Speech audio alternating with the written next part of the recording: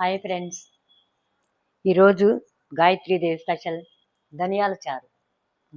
ధనియాల చారు అనుకోకండి, చాలా మంచిది ఆరోగ్యానికి. ఈ వేసవి కాలం జ్వరాలు రాకుండా చాలా మంచి ఔషధంగా పనిచేస్తుంది. ఎలా చేస్తారో నేర్పుతాను, చూసుకోండి. ఓకే ఫ్రెండ్స్, ముందుగా 1 కప్పు ధనియాలు తీసుకోండి, జార్లో వేసేయండి. ఒక 1/2 కప్పు కందిపప్పు తీసుకోండి, జార్లో వేసేయండి. ఒక 2 స్పూన్లు జీలకర్ర జార్లో వేసేయండి.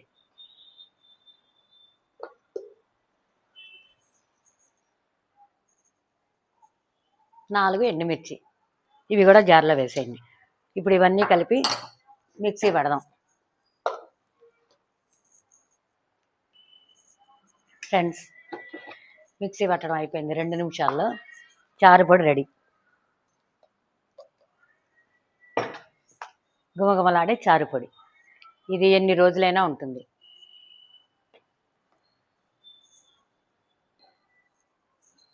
ఫ్రెండ్స్, ముందుగా ఒక జగ్గు వాటర్ తీసుకోండి, వాటర్ గిన్నెలో వేసేయండి.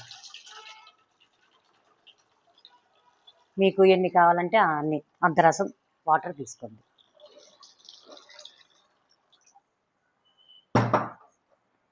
టమాటాలు వేసేయండి వాటర్లో.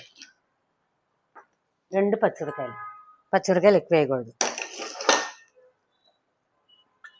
కొంచెం చింతపండు, 3 స్పూన్లు రసం పౌడర్,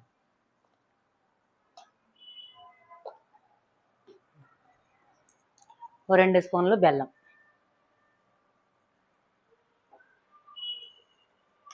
కొంచెం పసుపు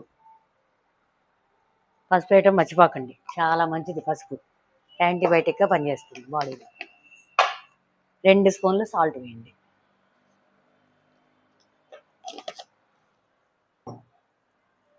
ఇప్పుడు దీన్ని స్టవ్ మీద పెడదాం. ఫ్రెండ్స్, చూసారుగా, స్టవ్ మీద చారు పెట్టాను. కరెక్ట్గా ఒక 7-8 నిమిషాలు చారు కాగబెట్టండి, రసం రెడీ అయిపోతుంది. పక్కన తాలింపు పెట్టేయండి.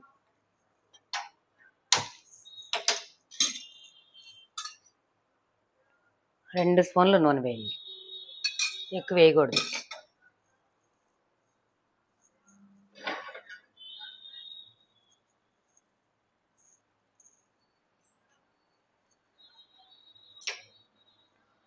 నూనె కాగానే కొంచెం 1 స్పూన్ ఆవాలు,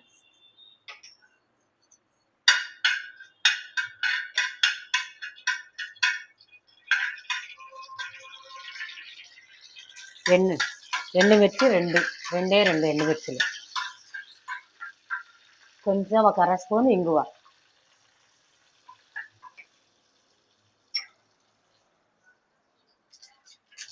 తాలింపు అయిపోయింది, కట్టేసేయండి. 2 రెబ్బలు కరివేపాకు కూడా తాలింపులో వేసేయండి.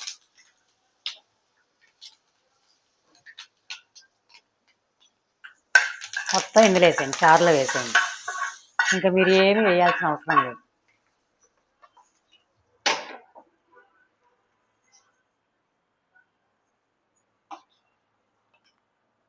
ఏడెనిమిది నిమిషాల్లో చారు రెడీ అవుతుంది.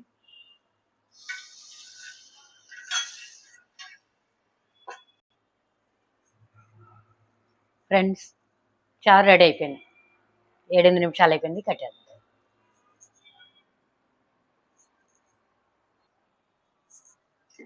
ఫ్రెండ్స్, చారు రెడీ, గుమగుమలాడే చారు రెడీ.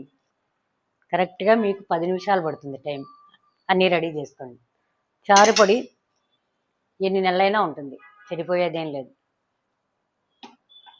మీరు కూడా చేసుకోండి, ఆరోగ్యంగా ఉండండి. షేర్ చేయండి, లైక్ చేయండి, సబ్స్క్రైబ్ చేయండి. Okay friends, bye.